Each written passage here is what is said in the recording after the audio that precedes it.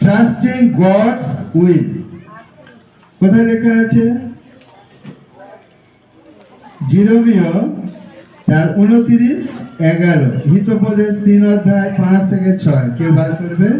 কেননা সদাপ্রভু বলেন, আমি তোমাদের পক্ষে যে সকল সংকল্প করিতেছি তা আমি জানি, সেই সকল মঙ্গলের সংকল্প, অমঙ্গলের নয়, তোমাদিগকে শেষ ফল ও আশা সিদ্ধি দেবার জন্য।